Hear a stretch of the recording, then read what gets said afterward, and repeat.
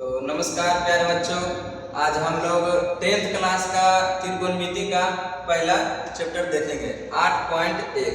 ठीक है, तो आइए शुरू करते हैं 8.1। तो देखिए 8.1 का पहला क्वेश्चन है कि त्रिभुज ABC में जिसका बी समकोण, जिसका कोण क्या है, बी समकोण है और AB बराबर 24 सेंटीमीटर और BC बराबर 7 सेंटीमीटर। तो इसमें क्या करेंगे, सबसे पहले हमें समकोण त्रिभुज बनाना है, समकोण त्रिभुज। तो ये देखो समकोण त्रिभुज, ठीक है। अब इसमें क्या बोल रहा है कि कोण B समकोण है, तो कोण B, ये कोण B है, इसको हमें समकोण बनाना है। समकोण कितना डिग्री का, तो 90 डिग्री का, ठीक है। उसके बाद अब इसका नामकरण कर देते हैं A B और इधर क्या हो गया C। अब देखिए जो क्वेश्चन में बोल रहा है बस वही इसमें पुट कर देना है। जैसे AB बराबर कितना बोला, 24 सेंटीमीटर, तो AB का मान कितना बोला है, 24 सेंटीमीटर, ठीक है। तो 24 सेंटीमीटर लिख दिए। अब बोला है कि BC बराबर 7 सेंटीमीटर, तो BC बराबर 7 सेंटीमीटर, BC बराबर कितना हो जाएगा, 7 सेंटीमीटर, ठीक है। अब देखिए इतना पता है कि 90 डिग्री के सामने वाला जो होता है उसे क्या बोलते हैं, कर्ण, उसे क्या बोलते हैं, कर्ण, ठीक है। और बाकी थीटा के सामने वाले को लंब और जो बच गया वो आधार। जैसे देखिए इसमें थीटा के सामने जैसे A बोल रहा है तो A के सामने वाला ये है, ये क्या कहलाएगा, लंब, ये क्या हो जाएगा, लंब, ठीक है। और ये कर्ण हो गया, ये लंब हो गया, जो बच गया उसे क्या बोलेंगे, आधार, जो बच गया वो आधार हो जाएगा, ठीक है। तो अब देखिए इसमें आधार दिया हुआ है और लंब दिया गया है, कर्ण नहीं पता है। तो कर्ण नहीं पता है, कर्ण ज्ञात करने के लिए पाइथागोरस परिमेय का सूत्र होता है। देखिए पाइथागोरस परिमेय, पाइथागोरस परिमेय, पाइथागोरस परिमेय, इसमें सूत्र क्या होता है, इसमें 3 सूत्र होता है। पहला है कर्ण स्क्वायर बराबर, कर्ण स्क्वायर बराबर फॉर्मूला है, कर्ण स्क्वायर बराबर फॉर्मूला है लंब स्क्वायर, क्या है, लंब स्क्वायर और प्लस आधार स्क्वायर, लंब स्क्वायर प्लस आधार स्क्वायर, ठीक है। ये दोनों का स्क्वायर। अब सिर्फ इसमें हमें, अगर इसमें सिर्फ कर्ण ज्ञात करना होगा, इसमें सिर्फ कर्ण ज्ञात करना होगा, तो जैसे कि कर्ण बराबर क्या करेंगे, ये स्क्वायर है, बराबर के इस साइड क्या हो जाएगा, रूट हो जाएगा। मतलब कि अंदर रूट लंब के स्क्वायर, अंदर रूट लंब के स्क्वायर और प्लस आधार के स्क्वायर, प्लस आधार के स्क्वायर, ठीक है। दूसरा फॉर्मूला लंब स्क्वायर, दूसरा फॉर्मूला क्या है, लंब स्क्वायर बराबर, लंब स्क्वायर बराबर फॉर्मूला क्या होता है, कर्ण स्क्वायर, क्या है, कर्ण स्क्वायर माइनस आधार स्क्वायर, कर्ण स्क्वायर माइनस आधार स्क्वायर, ठीक है। अब इसमें हमें सिर्फ लंब ज्ञात करना होगा, तो क्या लिखेंगे, लंब बराबर ये स्क्वायर है, ये स्क्वायर है ना, स्क्वायर बराबर के इस साइड में जाएगा तो क्या बन जाएगा, रूट। तो इसको लिख सकते हैं अंदर रूट कर्ण स्क्वायर, अंदर रूट कर्ण स्क्वायर माइनस आधार स्क्वायर, माइनस आधार स्क्वायर, माइनस आधार स्क्वायर। ये 2 फॉर्मूला हो गया। तीसरा फॉर्मूला देखिए, तीसरा हो जाएगा क्या, तो आधार स्क्वायर बराबर, आधार स्क्वायर बराबर फॉर्मूला क्या होता है, कर्ण स्क्वायर माइनस लंब स्क्वायर, कर्ण स्क्वायर माइनस क्या हो जाएगा, तो लंब स्क्वायर। अब इसमें सिर्फ हमें कर्ण ज्ञात, सॉरी इसमें सिर्फ क्या, तो आधार, अगर इसमें सिर्फ आधार ज्ञात करना होगा तो क्या करेंगे, आधार, ये स्क्वायर है, स्क्वायर बराबर के इस साइड चला जाए तो क्या हो जाएगा, रूट में हो जाएगा। मतलब इसको लिख सकते हैं अंदर रूट कर्ण स्क्वायर, अंदर रूट कर्ण स्क्वायर और माइनस क्या, तो लंब स्क्वायर, माइनस लंब के स्क्वायर। ये पाइथागोरस के 3 सूत्र है और ये तीनों सूत्र से ही क्वेश्चन बनता है।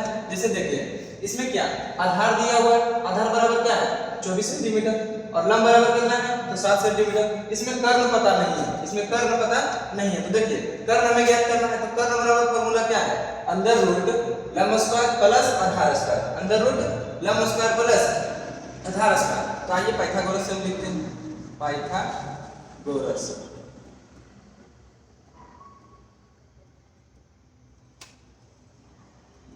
पाइथागोरस परिमेय से। ठीक है, अब इसमें क्या क्या करना, कर्ण। तो कर्ण बराबर फॉर्मूला क्या है, अंडर रूट लंब स्क्वायर और प्लस आधार स्क्वायर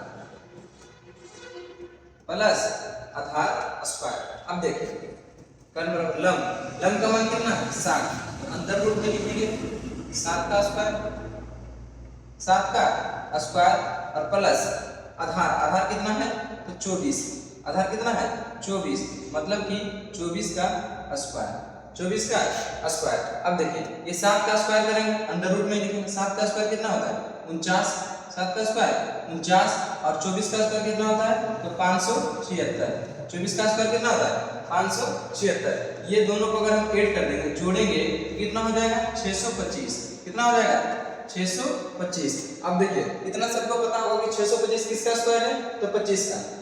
ठीक है, ये बाहर निकलेगा तो बाहर निकल के क्या हो जाएगा 25, कितना आ गया 25। ठीक है, मतलब हम कह सकते हैं कि कर्ण बराबर कितना हो गया 25, कर्ण बराबर कितना हो गया 25। ठीक है, इतना पता चल गया। अब इसमें देखिए आधार भी है, आधार 24, लंब कितना है 7 और कर्ण कितना है 25। अब क्या बोला है, आइए प्रश्न से पहला बोला है sin a, cos a, sin a, cos a। तो प्रश्न से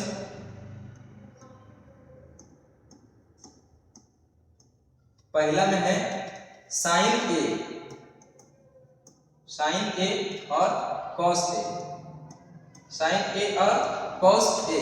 तो इधर देखें sin a में देखेंगे तो क्या हो जाएगा लंब, ये आधार और ये कर्ण, तो sin थीटा बराबर फॉर्मूला क्या होता है, इसका बोले sin थीटा बराबर फॉर्मूला क्या होता है लंब बटा कर्ण। sin थीटा बराबर फॉर्मूला क्या होता है लंब बटा कर्ण। अब देखिए इसमें लंब का मान क्या है, लंब का मान 7 है और कर्ण का मान 25 है, मतलब कि 7 बटा 25, 7 बटा 25। ये क्या हो जाएगा sin a का मान।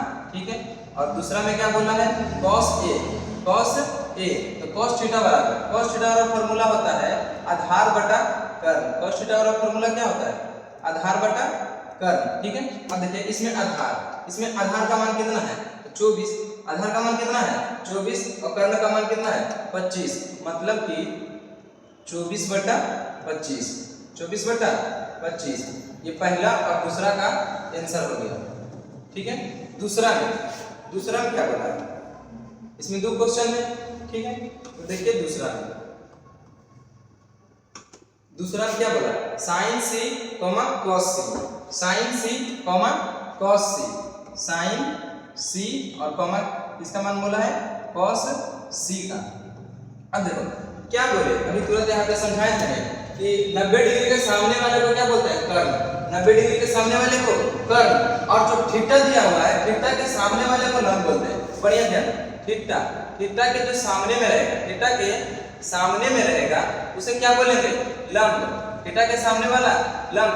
और 90 डिग्री के सामने वाले को क्या बोलते हैं तो कर्ण, 90 डिग्री के सामने वाले को क्या बोलते हैं कर्ण। तो देखिए इसमें थीटा का मान क्या था a, तो a के सामने वाला को हम लंब बोले थे, a के सामने वाला को लंब बोले थे। ठीक है, और ये कर्ण हो गया, जो बच गया वो आधार। अब किसका बोला है sin c, तो हमें किस पे ध्यान देना है sin c पे ध्यान देना है। अब c के सामने वाला लंब होगा, अभी बोले कि थीटा के सामने वाला क्या होता है लंब होता है, तो c के सामने वाला लंब होगा। तो अब यहाँ पे चेंज हो जाएगा ये वाला। अब देखो sin c से देखेंगे ये क्या कहलाएगा लंब, ये क्या हो जाएगा लंब, और ये क्या हो जाएगा आधार, ये क्या हो जाएगा आधार। ठीक है, कोई दिक्कत। अब यहाँ पे देखिए sin c, तो sin थीटा बराबर फॉर्मूला क्या होता है लंब बटा आधार, लंब बटा कर्ण।